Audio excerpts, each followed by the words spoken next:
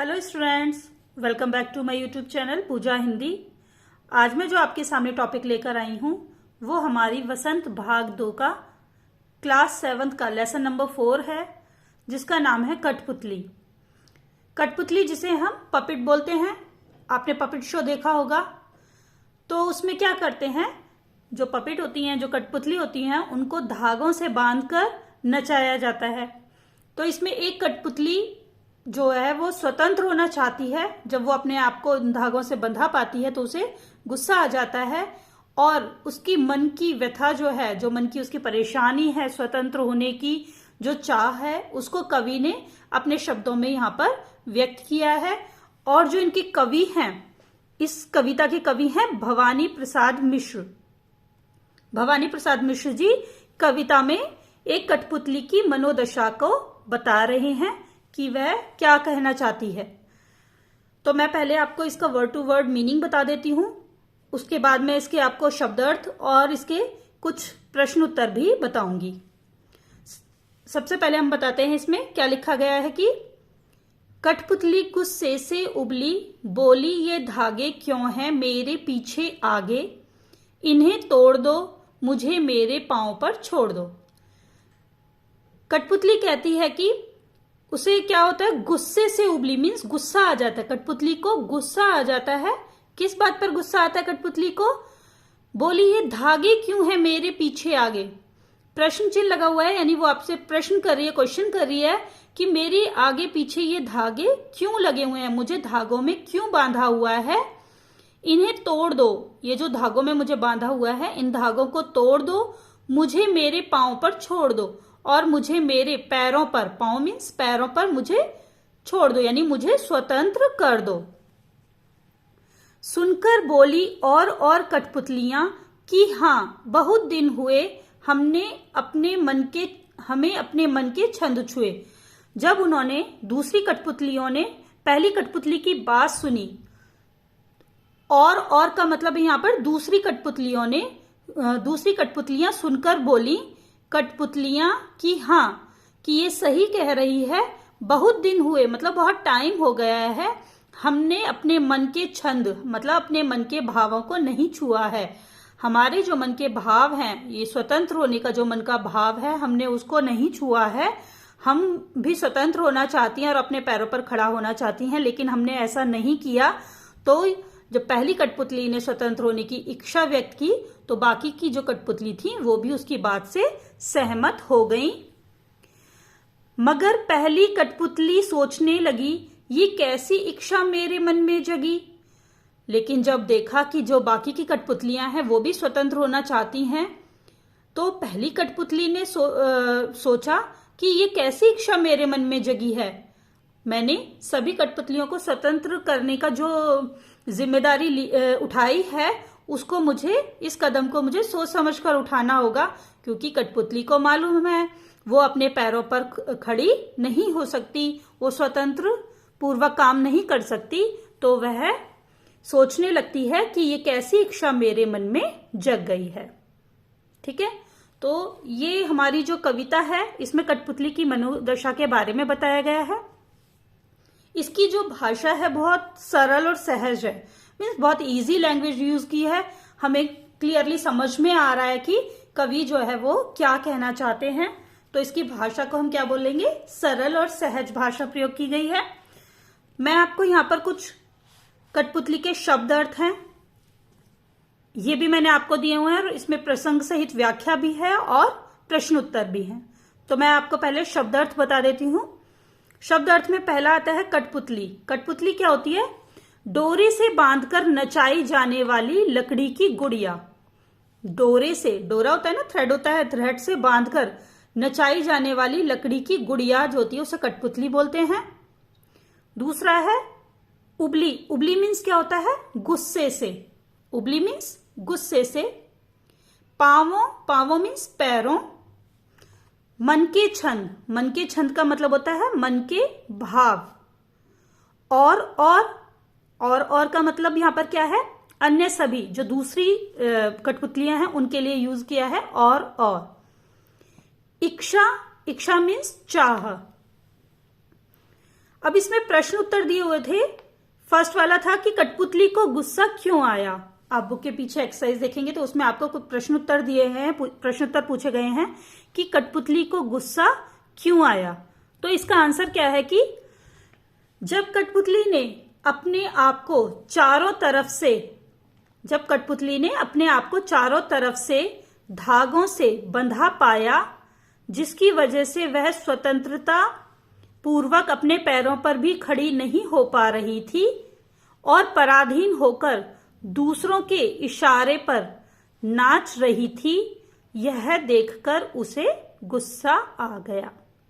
ठीक है, तो ये पहले प्रश्न का उत्तर मैंने यहां आपको लिख कर दिया है और आप इसे नोट भी कर सकते हैं।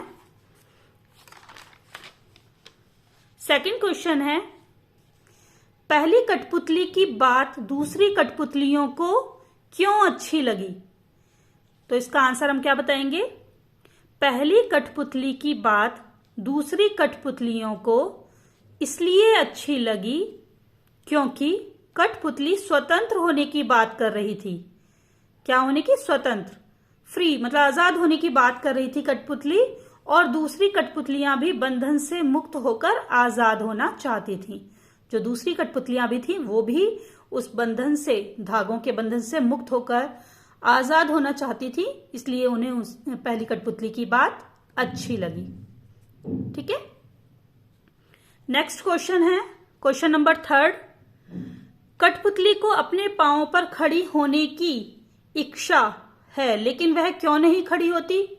जो कठपुतली है वह अपने पांवों पर खड़ी होना चाहती है, उसे खड़े होने की इच्छा है कि वो भी अपने पैरों पर खड़ी हो, लेकिन वह क्यों नहीं खड़ी होती। तो इसका आंसर हम लिखेंगे, कठपुतली को अपने पांवों पर खड़े होने की इच्छा है, लेकिन वह खड़ी नहीं होती क्योंकि वह धागे से बंधी हुई है। उसके अंदर स्वतंत्रता के लिए लड़ने की क्षमता नहीं है और अपने पैरों पर खड़े होने की शक्ति भी नहीं है। वह स्वतंत्र तो होना चाहती है, उन धागों से मुक्त भी होना चाहती है, लेकिन उसके अंदर इतनी क्षमता नहीं है कि वो स्वतंत्र हो सके, और उसके पैरों में इतनी शक्ति भी नहीं है, इतनी ताकत भी नहीं है कि वो अपने पैरों पर खड़ी हो सके।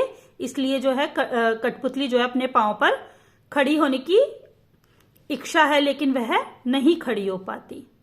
क्लियर। अब इसके अंदर एक मैंने आपको सप्रसंग व्याख्या भी इसमें बता दी है कि जैसे आपको आ जाता है कितनी बार सप्रसंग व्याख्या लिखिए कविता की।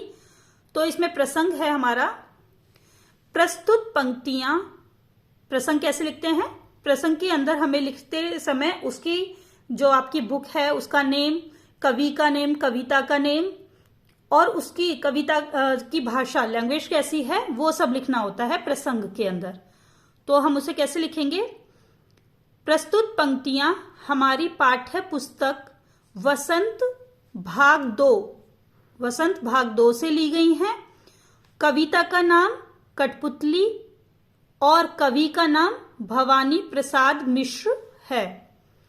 कविता की भाषा कैसी है, कविता की भाषा सरल और सहज हिंदी है।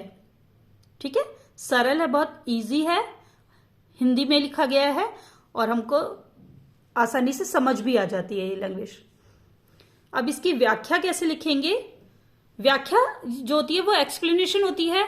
जो इस कविता में कहा गया है उसको हमें एक्सप्लेन करना है कि क्या कहा गया है, कवि क्या कहना चाहते हैं। मैंने आपको पहले ही उसका अर्थ समझा दिया था, उसकी व्याख्या कर दी थी। उसको लिखेंगे कैसे, लिखने का तरीका क्या है उसको, वो मैंने इसमें आपको बताया है।